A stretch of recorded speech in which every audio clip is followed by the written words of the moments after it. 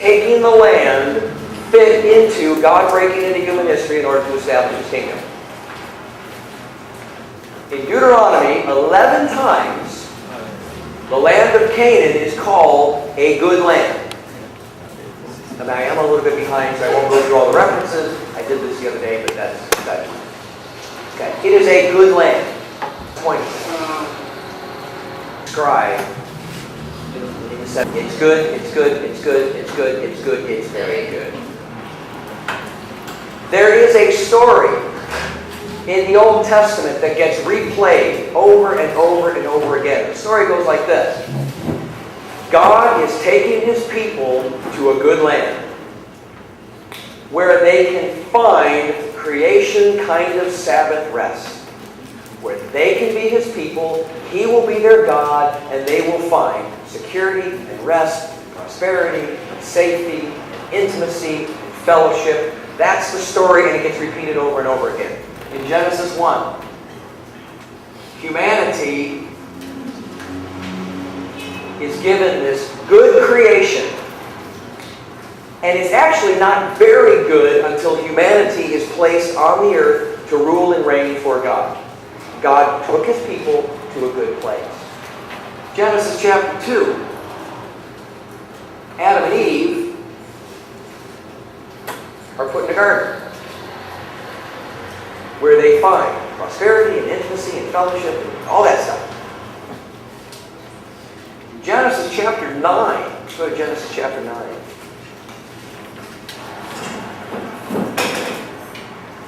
The earth and humanity has become so foul that God has to start over again. So the story of Noah is creation, take two.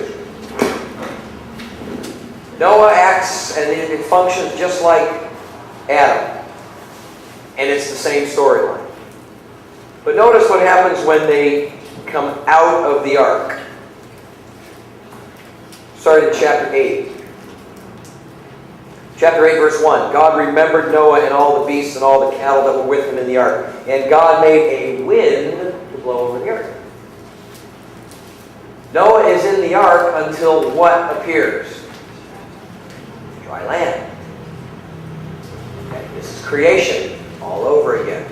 God brings a wind, the land dries up, the waters separate, dry land appears, and now Noah can go out.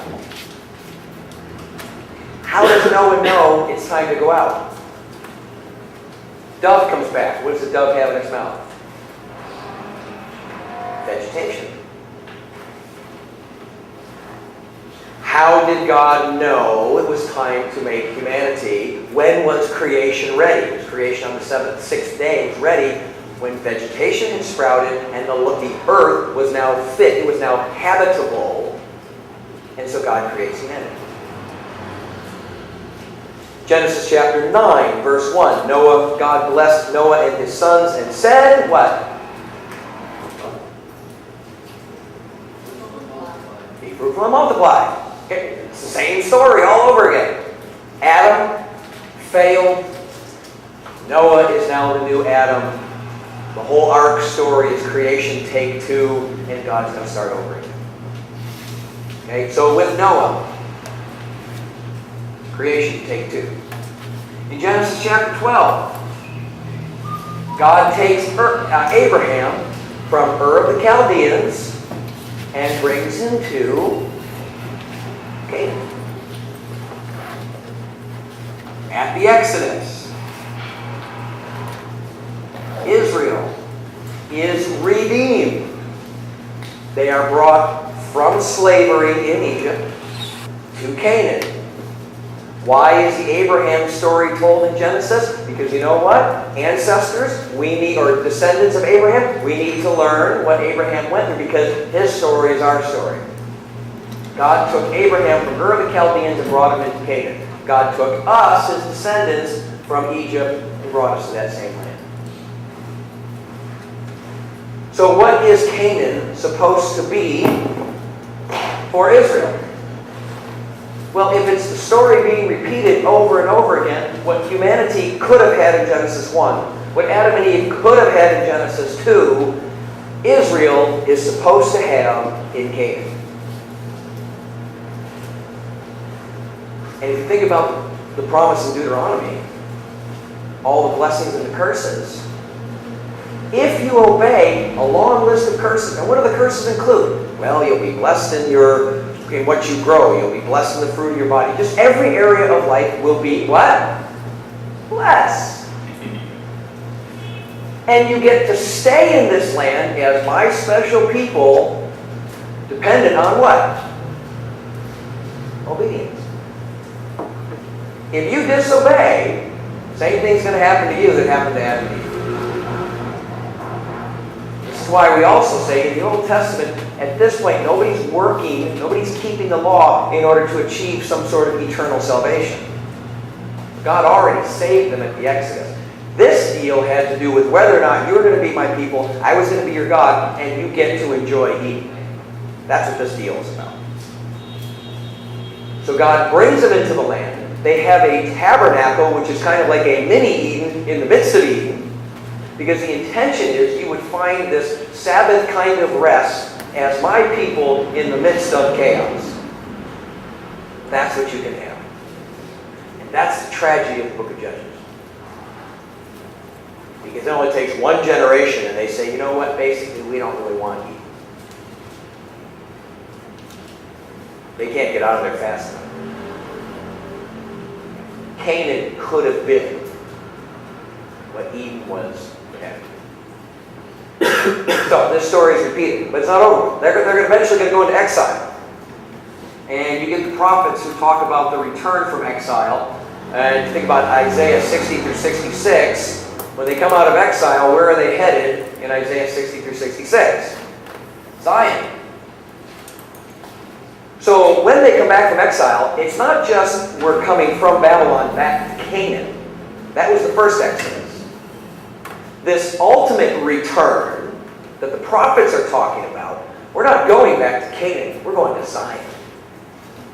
And Zion is this glorified, you can't even imagine how awesome this is. That's the final restoration, the final consummation of Sabbath rest.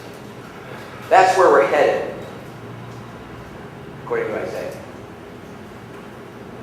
And even in the New Testament, as God's New Testament people, where are we headed? New heaven and new earth. New creation. Wow, guess how many times that story repeats itself? 7 times.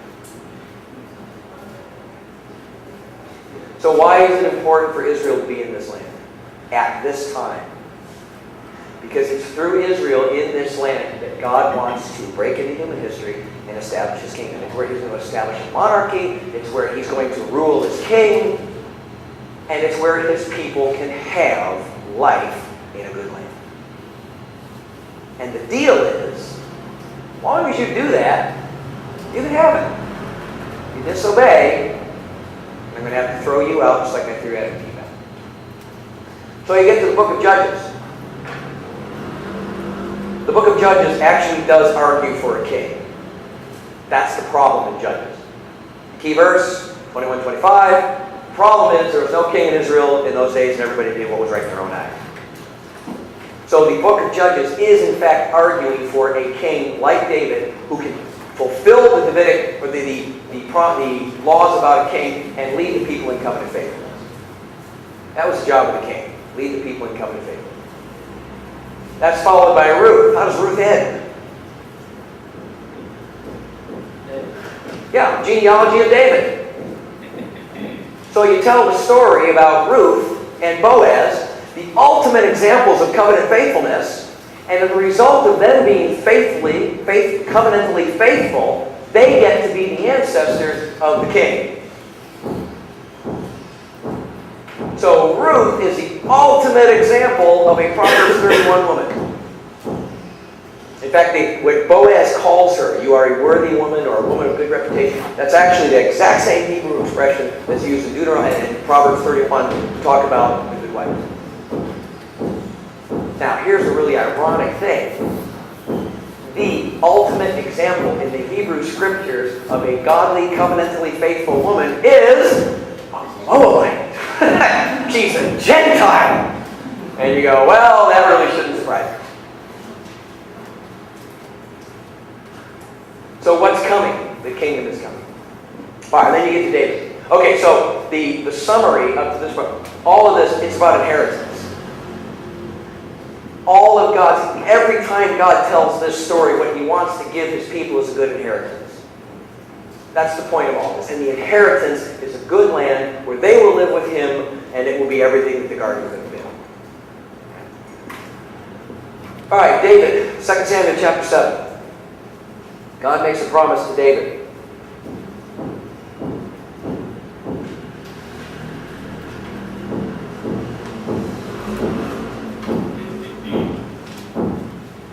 That's some awesome noise. So I guess we're doing well. All right. The promise to David has two parts. Verses 8 or 9 to 11, and then 12 through 16. Can I have someone read verses 8 through 11? What does God promise David?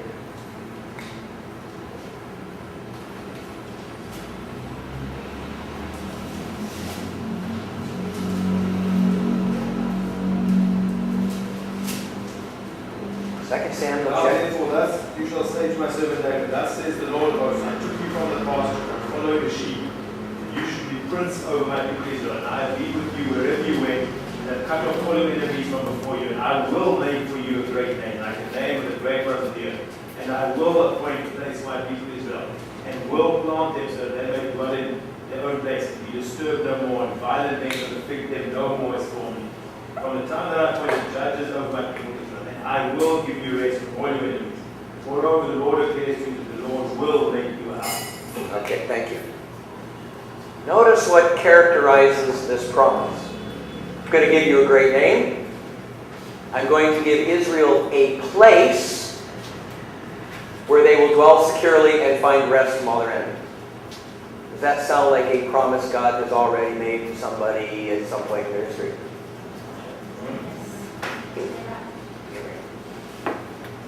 The promise to Abraham and the promise to David completely bypass Sinai.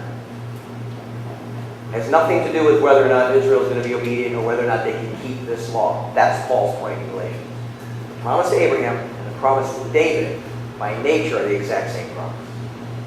And it has nothing to do with Sinai. But notice what God promises David. Great name, a place for my people Israel. God is going to take his people through this promise to David. God's going to take his people to a good land. 12 through 16. David's going to have a son, and I talked about this morning. Notice the language in verse 12. I will raise up for you your offspring. Well, it could mean I'm going to establish your offspring. He's going to sit on your throne. How do you think Paul's reading that now? I will raise up your offspring. And for Paul, this could be resurrection language. He shall build my house. Okay, it goes on and on. Verse 16, and your house and your kingdom shall be made sure forever before me, and your throne shall be established forever. What God promises David is a forever throne. He doesn't necessarily promise him a son. He actually promises him a whole lineage of sons. You're going to have a lot of sons. But what I promise you is a throne and a kingdom that will last forever. And what you see in Chronicles is 3 times in Chronicles the promise to David is repeated.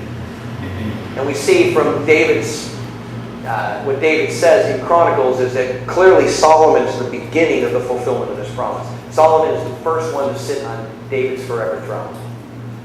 And the promise to David is conditional and unconditional. It's conditional in the sense that should his sons be obedient, they get to participate. They get to have the throne. If they don't, God will remove him. So who gets to participate is conditional. It's unconditional in the sense that David's throne will be forever, and one day God's going to put David's great son on the throne of this forever kingdom. That's why when you get to the post-exile literature, Zerubbabel is so important. because he's in the lineage of David. And you go, okay, there's a glimmer there. There's a glimmer of hope. He's not the Davidic king. He's not a king, but he's in the line of David, and there's this glimmer of hope that the promise of the forever throne has not been abandoned. All right, so in summary, up to this point, now we're talking about a monarchy. We're getting ready for a kingdom. And David has been promised a son and a forever throne. But they go into exile. They don't do it. God punishes them, sends them into exile. The interesting thing about post-exile is that Ezra, Nehemiah, Esther, well, not Esther so much, Haggai, Malachi, and Zechariah, particularly the prophets. Yahweh's favorite self-designation in the post-exilic literature is Lord of Hosts. We really haven't seen that title since the Exodus. The Lord of Hosts is his, can we say, military designation. He's the Lord of the armies of Israel. He's the Lord of the hosts of heaven. He's the Lord of the hosts of his people. So he starts using again the name that he used at the conquest. Why? Because coming back from exile, the next thing on God's calendar is the breaking into the kingdom. He's ready to go to war again. He's ready to finally break into human history, bring this story to a conclusion, and establish his kingdom. And so from the post-exile on, he's the Lord of Hosts. All right, so that's the story. Let's look at some of the prophets. And if I may suggest this, when you start the Old Testament, it would be a good idea to kind of get something like this on a wall somewhere. And as you work your way through the Old Testament, start putting some of this on a timeline. Because your original readers are kind of going through this story. Then when you get to the prophets, when you teach an Old Testament prophetic book, you always want to ask the question, or help your student. You pose this question to the students. What do they know up to this point? Because what we're going to see, and this is what we're going to do here, is the prophets point to this time. You notice I got the age of tension, but there's no box. We know the prophetic code word is in that day. All the prophets point toward the time when in that day, Yahweh's finally going to act and he's going to bring his kingdom. And they've been giving all of these pictures of what it's going to look like. And where your students get the wow factor is if you have something like this on the board. Every time you get to a prophet and you get to the restoration passage in that prophet, you throw it up on the board. Because what you get as we continue to move through the prophets is you get this picture of more and more pieces of what the kingdom's going to look like. And you sit back and you go, well, wait a minute, how in the world is this going to get fulfilled? It actually gets more confusing for the original reader. And I'll show you what I mean by it. All right, well, let's look at a couple of passages. In that day, in other words, the day that God finally breaks into human history to establish his kingdom. Psalm 2. We're going to have to go through this quickly. What happens in Psalm 2?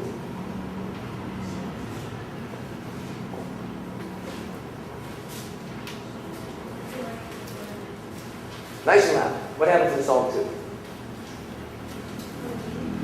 Oh no, what happens? These are all characters. These are figures that we're looking for. Who's the main figure in Psalm 2?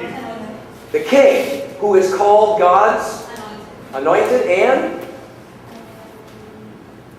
son.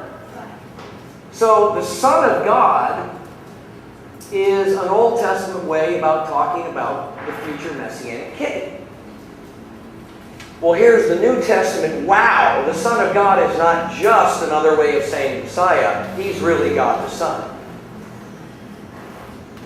Okay, so Jesus starts telling parables about, you know what? A king gave a banquet for his son, And everybody rejected it, and so the king sent his armies and burned the city. You start telling a parable about a king and a son, and in Matthew's reader's mind, in Jesus' audience's mind, they go, oh yeah, you're talking about the Messianic king of Psalm 2. Who's the main figure in Psalm 110?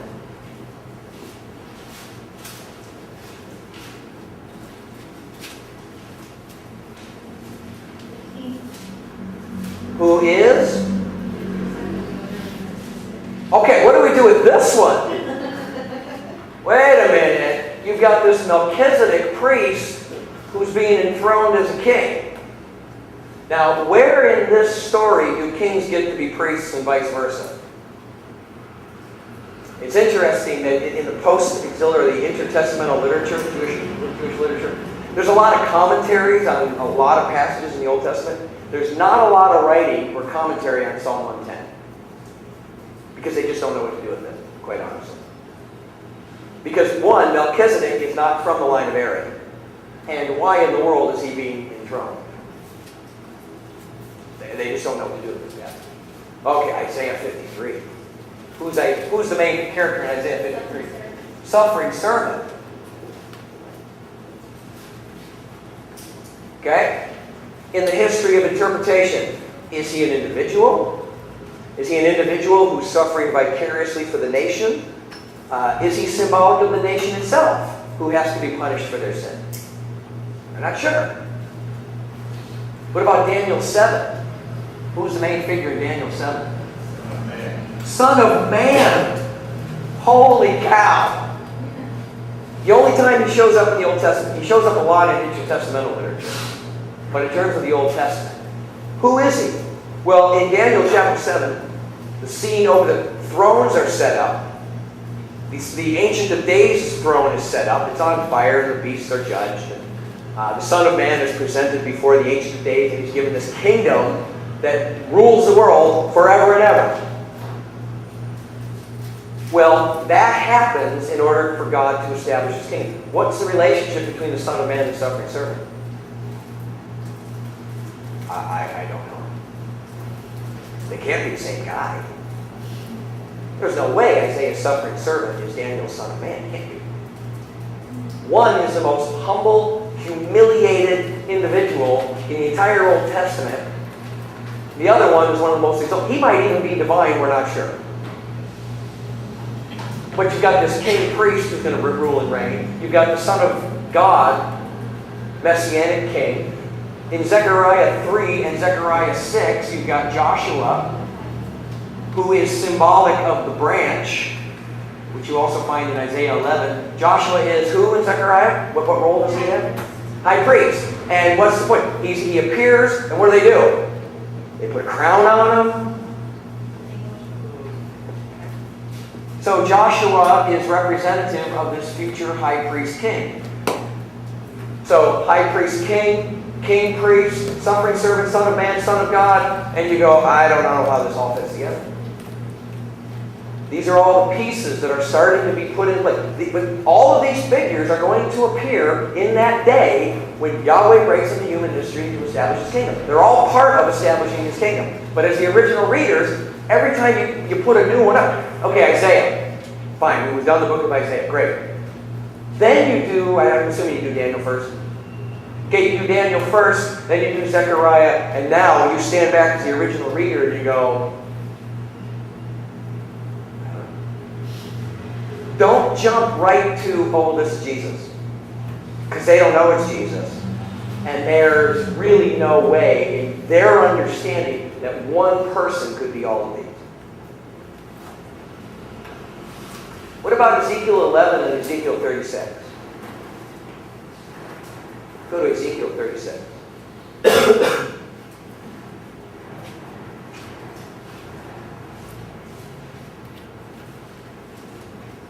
Could I have someone read Ezekiel 36? Let's do verses 24 through 28. Ezekiel 36, 24 to 28. I will take you from the nations and gather you from all the countries and bring you to your own land. I will sprinkle clean water on you, and from the clean from all your uncleanness and from all your idols I will cleanse you.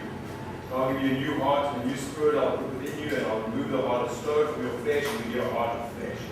I'll put my spirit in you and cause you to walk in my statutes and be careful to obey my rules. You shall dwell in the land that I gave to your fathers, and you shall be my people, and I will be your God. Wow. When they come back from exile, I will be your people, I will be your God, you will be my people. So when they come back from exile, it's going to be like Exodus. Except what's unique about this passage? God says, I'm going to put my spirit within you so that you can be obedient. So now God's people in that day will actually have this, we'll say this empowering by God's Spirit Himself so that they can be obedient. Well, who's Ezekiel and when does he preach? He preaches in exile. Why are they in exile? Because they didn't have the ability to keep His law and be obedient. So God says to the prophet who is in exile, because they're being punished for their sin, don't worry, one day I'm going to fix that. And I'm going to do an internal work in my people. I'm going to put my spirit within them so that they will never be disobedient again. In Joel chapter 2, the pouring out of the Spirit. But this time the Spirit's not an empowering principle. How does the Spirit function in Joel chapter 2? I'm going to pour out my Spirit on all flesh. Old men will see visions, young dream. Okay, let's go to Joel chapter 2. So this time it's not necessarily an empowering presence. In terms of empowering for obedience, it's empowering for ministry. Now you think about who got the Spirit in the Old Testament. David, the guys who built the tabernacle, prophets, priests, and kings. Okay? That's who got the Spirit in order to do their thing in the Old Testament. But look at who gets it in Joel. Verse 29. Slaves. God pours out His Spirit in that day, even slaves can. And you go, wow, this age is going to be qualitatively different. That even slaves get God's Spirit. Unheard of in the Old Testament. What about Isaiah chapter 2? Let's go to Isaiah chapter 2. And at this point, I do have to start going a little quicker.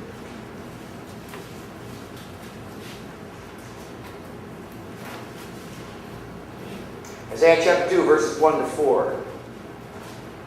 The word which Isaiah the son of Amos saw concerning Judah and Jerusalem. Verse 2. It shall come to pass in the latter days. Okay, so here's the plan for Judah and Jerusalem in the latter days. It shall come to pass in the latter days that the mountain of the house of the Lord will be established as the highest of the mountains and shall be raised above the hills. First of all, what is the mountain of the house of the Lord? Okay, it's Jerusalem, but specifically the mountain, the house of the Lord? It's a temple. So Jerusalem is on a hill. And the hill of Jerusalem is going to be the most exalted place on earth. It's going to be lifted up above. It's going to be highest. In other words, it's going to be the most exalted place. Why? Because in that day, who lives there? What's going to happen in the temple? Verse 2. All the nations shall flow to it, and many peoples shall come and say, come, let us go up to the mountain of the house of the Lord, to the house of the God of Jacob. So, who's going to make a pilgrimage to Jerusalem? The nations. And why? According to this passage. What do they want to get when they get there? Good. The nations are going to go up to Jerusalem so that He, who's the He? Who's going to teach them? Yahweh. They are going to the temple so that Yahweh Himself can teach them His ways, that we might walk in His ways, that we might learn His law. So they're going to learn Torah, they're going to learn His law, so that we may then walk in His ways, that we might be His people. He's going to teach of His law, and we're going to walk. And as a result, the end of verse 3, for out of Zion shall go forth the law and the word of the Lord from Jerusalem. What are the nations going to do when they come? Well, they're going to then go out. Zion, or Jerusalem, or the temple, is going to be the center of the kingdom. Gentiles are going to come, they're going to learn how to be God's people, and they're going to go back out. And the result is, verse 4, God's going to transform the world, and nations are so going to change that Gentile nations will no longer war against each other. They're going to take implements of war and turn them into farming tools because there is so much peace. Because the world is transformed. Why? Because the Gentiles went to Jerusalem and learned the law from Yahweh Himself and took it as His missionary people, and it transforms the world. That's the picture that you get. Jeremiah 31. And we know this one. What happened to Jeremiah 31?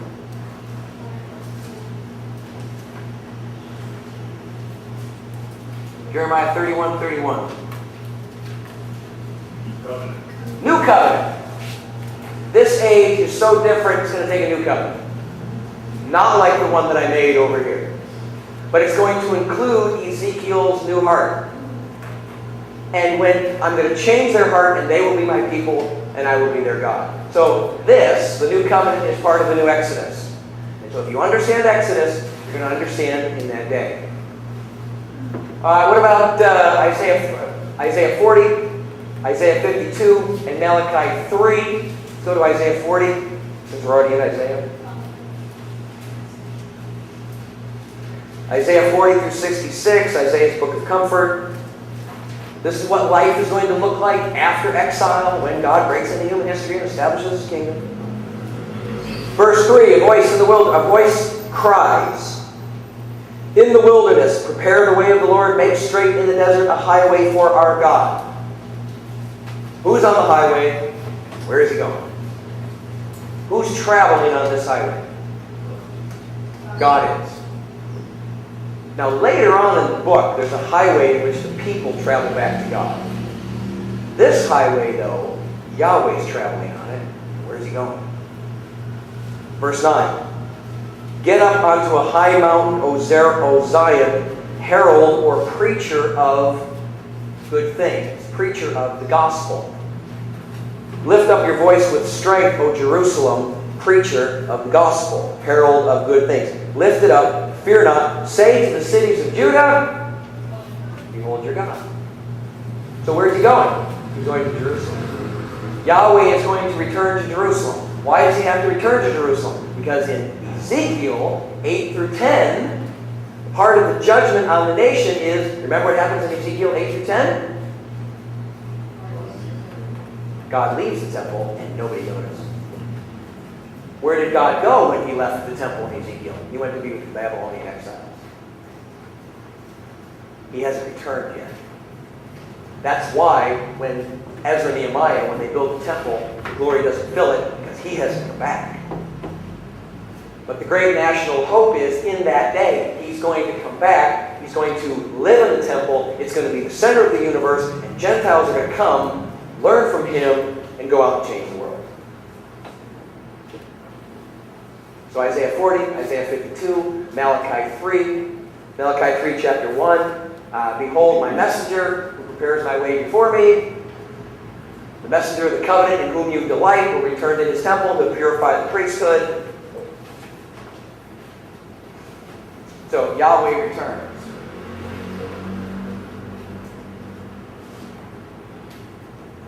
Okay, we'll jump ahead just a little bit. Triumphal entry. Jesus goes into Jerusalem. Son of David. We recognize He was the Messiah.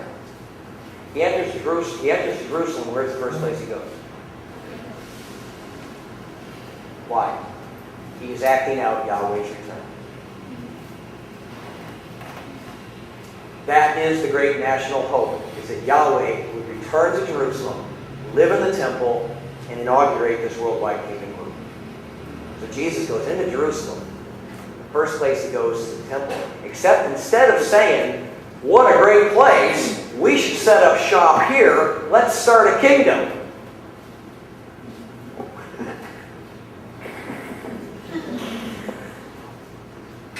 And he says, this place is coming down. And they all go, why can't you say that? Because you have to have this building, because that's where Yahweh is returning. And Jesus says, well, yeah, basically, I am the temple. I am the presence of God here on earth. You're not going to need the temple, you got me. And so where will Israel find restoration and redemption and these great messianic promises? Will they find it in the temple, or will they find it in this Galilean carpenter who claims to be the Messiah? They choose the temple. They crucify him for claiming to be the Messiah. The temple is destroyed by Titus, and Jesus raised from the dead. So who's right? All right. We talked about this, Isaiah 65, Isaiah 66, new creation. Isaiah 26, Job 19, Daniel 7, resurrection. All these passages talk about resurrection. Okay, so help your students through this. You look at this. Here's what happens in that day. These are all the bits and pieces of what happens when the kingdom finally comes. You get all these figures. There's a couple more, we didn't do them all, but God's going to pour out His Spirit. It's going to be an empowering principle in the life of His people. It's going to empower them, even slaves, to minister. Yahweh Himself is going to return to the temple, and Jerusalem and the temple is going to be the center of this new world, where people are going to come to it, learn, and go back out and change the world. Deuteronomy 32, we just saw that, as well as Amos 9. Gentiles are included, because the Gentiles are going to come to Jerusalem. Hosea, what's the book of Hosea about? It's the restoration of Israel. And what's the metaphor? A wedding. Look at Isaiah 25. Isaiah chapter 25.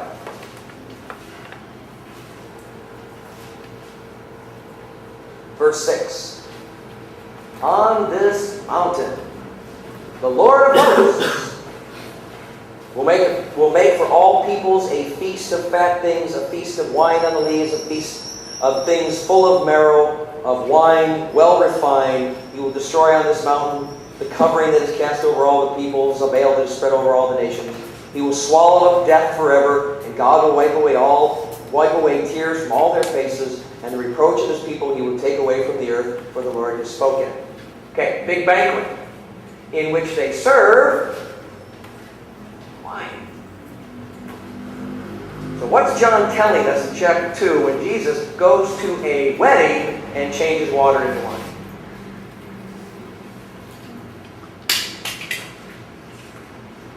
The great Messianic feast is here.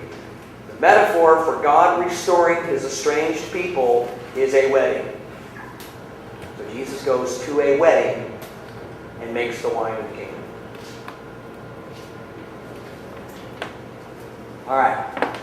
The seed of Abraham has become a technical term for those that will receive this eschatological promise. They will be the true seed of Abraham who get these promises. Paul says in Galatians 3, seed of Abraham, the true children of Abraham are those who have faith. All right, so let's unpack this a little bit. Isaiah 2. Can you think of a New Testament passage or idea that sounds similar to it? Gentiles coming to the temple, learning the law, being instructed, going out as God's missionary people, changing the world, joining Jews. Which one? Acts 2. Great Commission. Great Commission. Sermon on the Mount. I think Ephesians 2. All of those, yes. But if you think about Ephesians 2, Ephesians 2 is the new temple. That God has broken down the dividing barrier. God has broken down the dividing wall of hostility so that Jews and Gentiles can become one new humanity. And it's in the church that Jews and Gentiles come together, they learn God's law, and they go out and take the law from Jerusalem and change the world. I think as Paul thinks about this new temple concept in Ephesians 2, and Jews and Gentiles coming together, he says, oh yeah, that's Isaiah 2. Ephesians 2 is Paul's commentary on Isaiah 2. All right, well, what about all these? All these figures. Okay, we already talked earlier this morning about Mark 10:45. Okay, you realize the brilliance and the stumbling block and the grenade that Jesus just rolled into Jewish history when he said, oh, the Son of Man came not to serve, but not to be served, but to serve and give his life as a ransom for many. In other words, the suffering servant and Daniel, Son of Man? Yep, that's me. And they went, are you insane?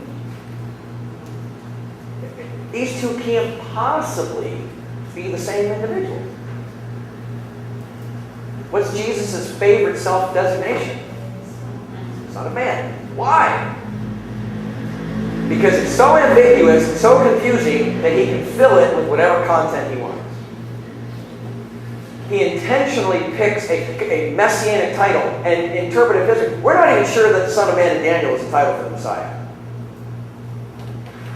He might, if you read Daniel 7, he takes his seat, he's presented before the Ancient of Days, he gets his kingdom that lasts forever. Yes, the saints get the kingdom because he got the kingdom. The beasts, the earthly, beastly kingdoms are destroyed so that the Son of Man can get their kingdom. Not sure he's a Christ figure, and he might even be somewhat divine. We're not sure. And Jesus in one breath says, I'm both Daniel, Son of Man, and the suffering servant. Look at Matthew 26. And then we'll start wrapping this up.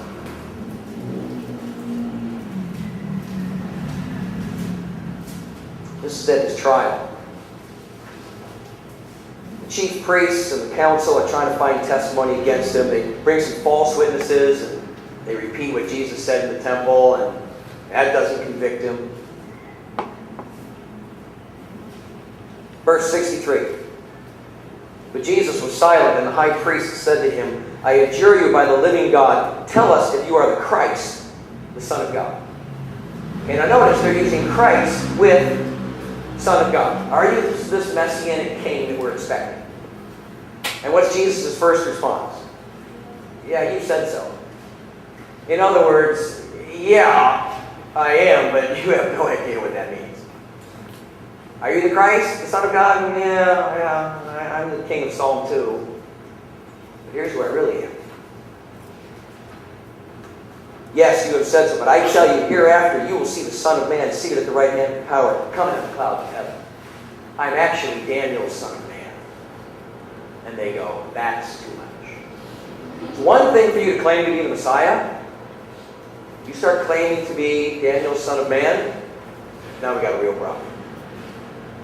Well, now here's the cool thing about Jesus using that passage. The Son of Man in Daniel gets the kingdom because the beasts are judged. Son of Man defeats the beasts. Well, if Jesus is on trial for claiming to be the Son of Man, who are the beasts in this story? They are. And they go, oh, no. That's going to get you killed. Psalm 110.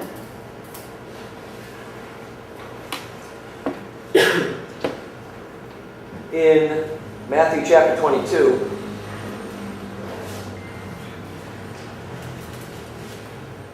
In verse 34, and we'll wrap it up after Verse 34, when the Pharisees heard that Jesus had silenced the Sadducees, they came together. One of them, a lawyer, asked a question to test him. Teacher, which is the great commandment in the law? And Jesus said, you shall love the Lord your God with all your heart, with all your soul, with all your mind. This is the great commandment and the first commandment. The second is like it, you shall love your neighbor as yourself. On these two commandments depend the law and the prophets. So he said, the greatest commandment is to love the Lord your God.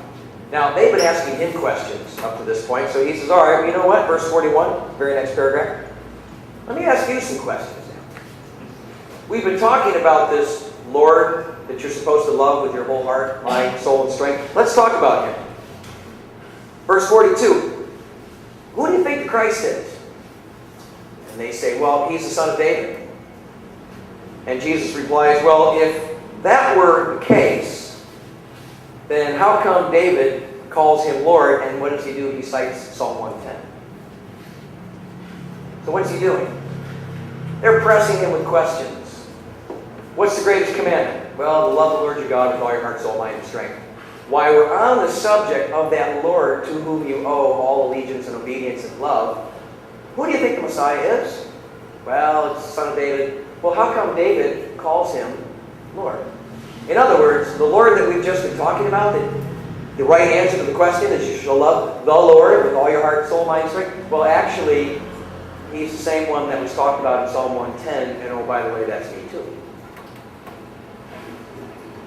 So, the king, well, let's go to Matthew chapter 19. Sorry, Matthew 21. Parable of the vineyard. Start telling a parable about a landowner and a vineyard, they start thinking about Isaiah 5. How does the story of the vineyard go? Well, the landowner lends out his vineyard to some tenants. He expects some fruit. They don't produce it. So he sends servants. And some they beat, some they kill. Until finally, the landowner says, you know what I'll do? I'm going to send my son. Okay, really, what's the story? It's Israel's history. This isn't some story that he just made up. The parable of the vineyard is Israel's history. God gave you a vineyard, Isaiah 5. You're not producing fruit. So God sent you prophet after prophet after prophet. You still did this, and some of those you killed. So you know what God did? He said, I'll send my son. And they killed him. And in verse 40, when therefore Jesus poses the question, when therefore the owner of the vineyard comes, what will he do to those tenants? In verse 41, notice who answers the question. They do. Because the answer to the question is obvious. If this is the way you've acted, you've killed the servants and you've finally killed the son, then even the Pharisees know the answer to the question is he will put those wretches to a miserable death and let out the vineyard to other tenants who will give him the fruit in their seasons. Jesus quotes Psalm 118, and then verse 43, therefore I tell you, the kingdom of God will be taken away from you and given to a nation producing the fruits of it. Verse 45, and the chief priests and the Pharisees heard of it, they perceived that he was talking about that. So this whole son thing, you start telling parables about the son. And the next parable in chapter 22 is the parable of the king who makes a marriage feast for his son. A king makes a marriage feast for his son. And everybody who was invited rejects for all these really lame reasons. And then in verse 7, the king was angry. He sent his troops to destroy those murderers and burn their city. If you reject the son, if you don't come to the wedding feast, the king's going to burn your city. 70 AD. All right. Thoughts, questions, comments?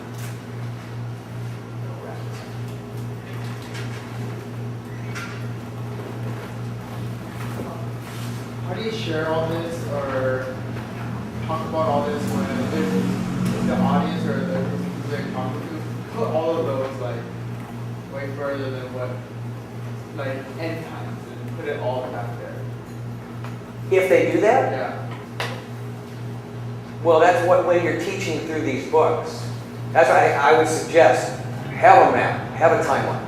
And when you teach through the Psalm, all right, there are some messianic Psalms. You can throw Psalm 72 up, you can throw Psalm 45, and you begin to put the pieces together for them. Because we know the prophet code language.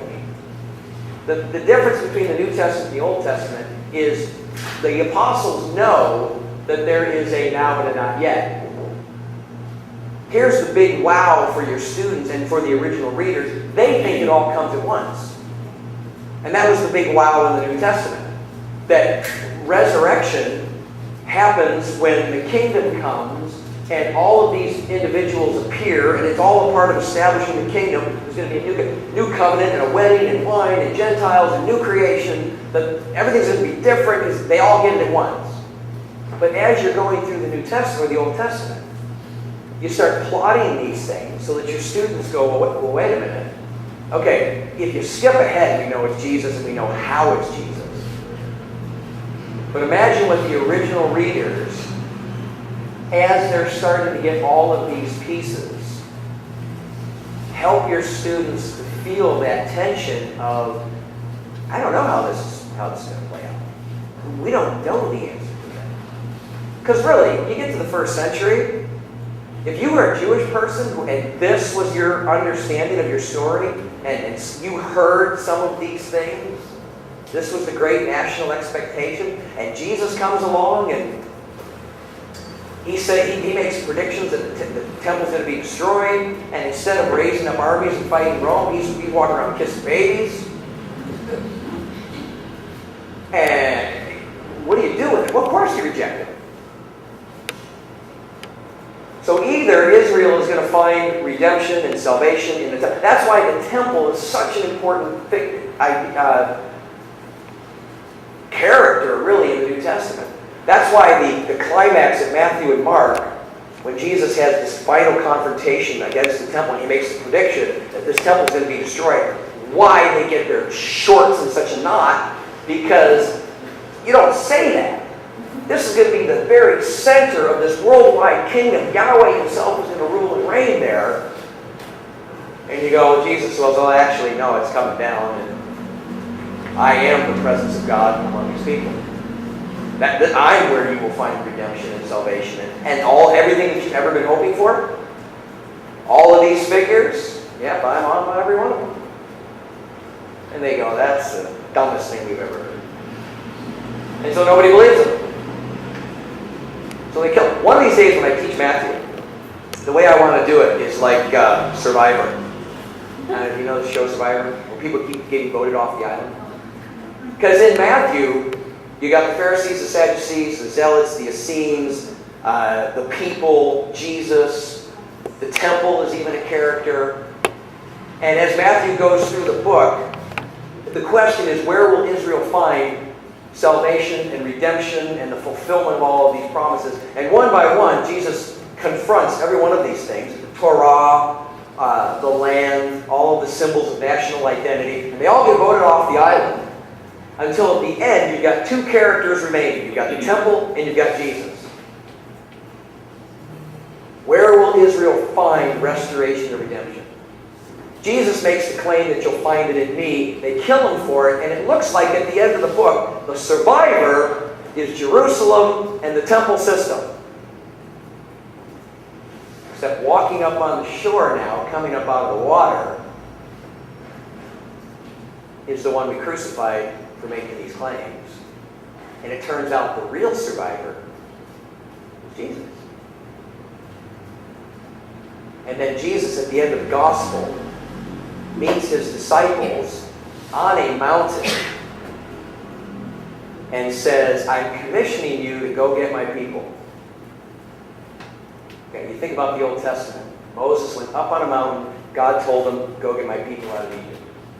The disciples meet Jesus up on a mountain. Jesus says, go find my disciples. They're all over the world. So the disciples have taken Moses' place in going to get the people. So whose part is Jesus playing?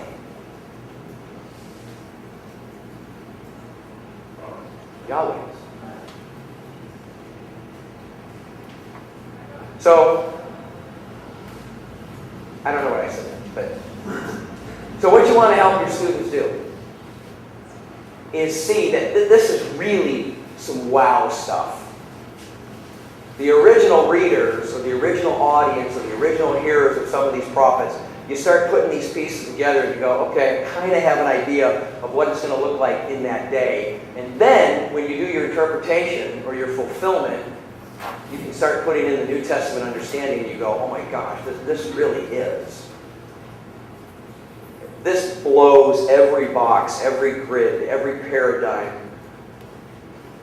That Jesus is actually, all of this, it's either either the kingdom, it's either the church, it's who he is and what he's going to do and what God's going to do for his people. Thoughts or questions?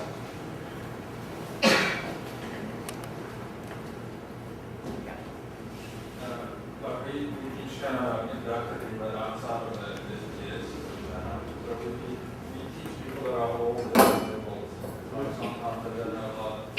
So, at what stage do you give them all this? Like, what do you feel like they need to know already before this is a while back for them? Confusing.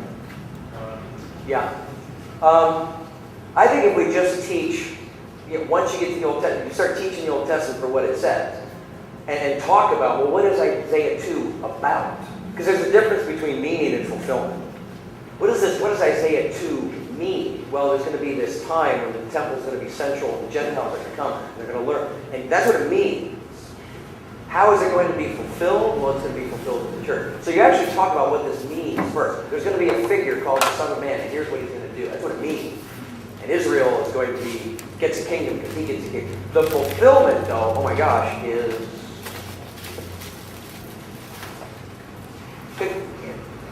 not all of this was written to a Jewish audience. Luke tells this exact same story to a bunch of Gentiles. He expects them to be able to unpack it and figure this out. The disciples or the apostles never write to the lowest common denominator. They never write to the stupidest person in the class and say, well, they're never going to get it, so I'll just... No. They pack it in there, and eventually they know somebody's going to be able to unpack their writing. So they write to a very high level, and they let their readers go back and go, okay, wow. So I think we shouldn't be afraid to do that.